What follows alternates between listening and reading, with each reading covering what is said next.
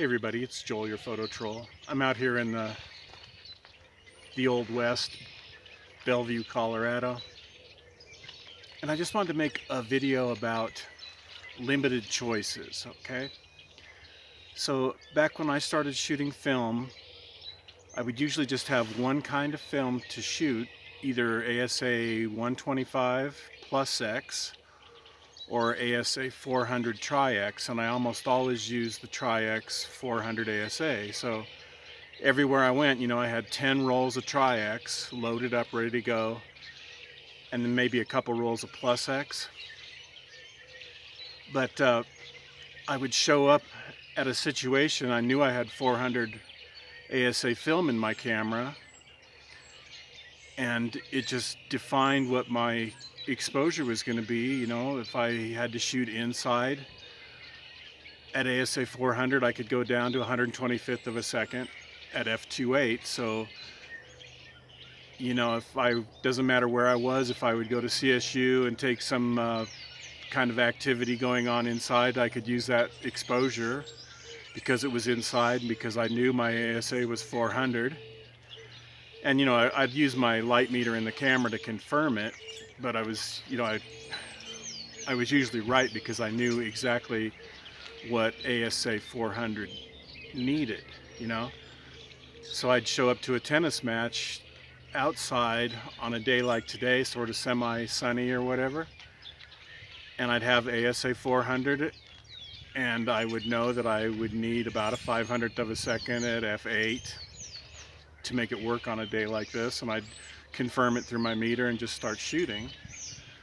But just having the limited choice kind of defines your action. So it's like, okay, I've got 400 ASA, I need to shoot a fast shutter speed outside in the sun, I need to shoot a slow shutter speed inside in the shade, and it just the film that you're using kind of establishes this next step that you need to take. So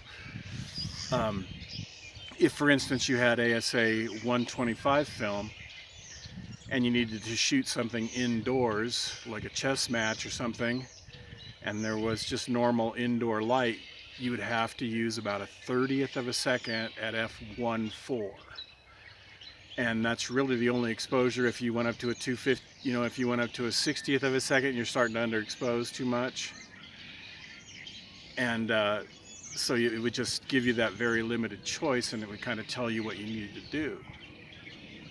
So I guess my point is, when you've got unlimited choices, it kind of gets muddy. You're like, should I use ASA 200 or 400 or 600 or whatever? And you have to think about things a lot more. And when you have the one choice, it just kind of clarifies it in your mind. It's like, okay, it is going to be ASA 400, so I will do this.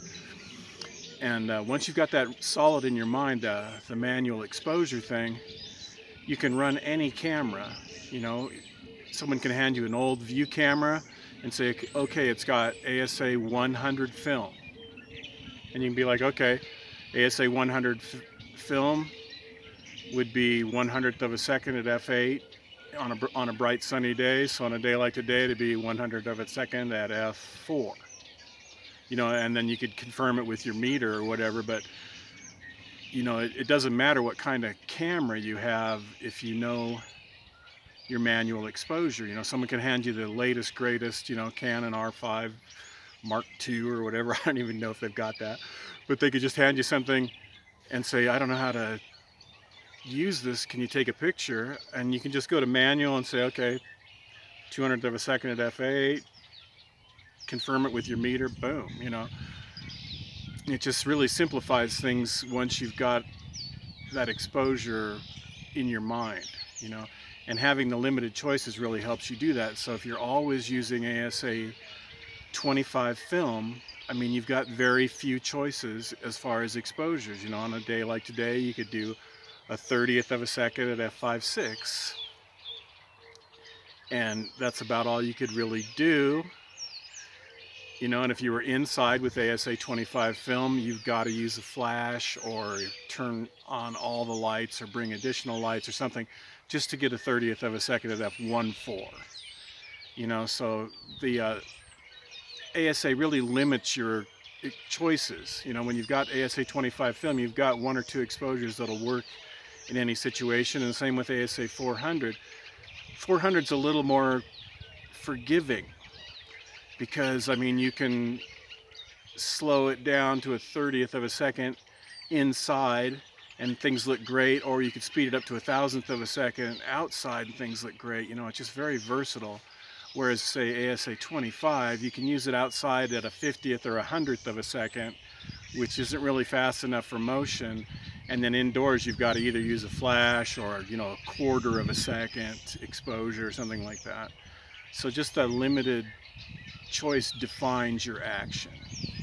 And then one other thing I wanted to discuss was limited choice in lenses. Because if you've only got one lens, you've got that 50mm f1.4, you know where you need to stand when something's a certain distance away. It kind of defines where you're going to stand, you know? So it's like, oh, I've got a group of 10 people, I've got my 50mm lens, I'm going to have to get 20 feet away. And then you get 20 feet away and you look through the lens, you're like, yeah, that's about right. And it's just that intimate knowledge of what your lens sees.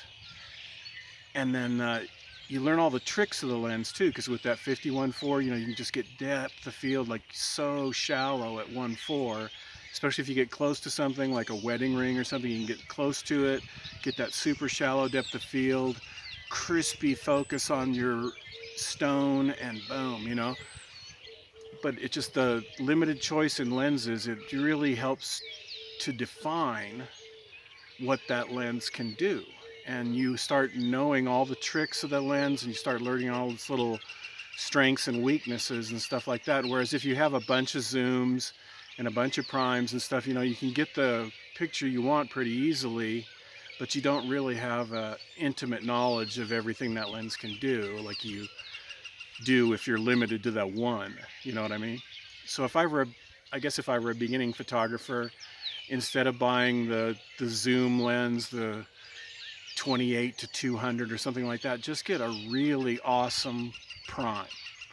You know, whatever it is, a 28mm f1.4, a 35mm f1.4, a 50mm f1.4, an 85mm f1.4, something like that, because you can just make it do whatever you need it to do, and you'll just learn every little thing about it. And just having that quality piece of glass, every little picture you take is just going to have a certain special something that sets your pictures apart from people taking pictures of it with the shitty kit lens or whatever. It's just like your photo is just going to be better in every way, and you'll just instantly be a better photographer, even though you don't have as versatile of a piece of equipment.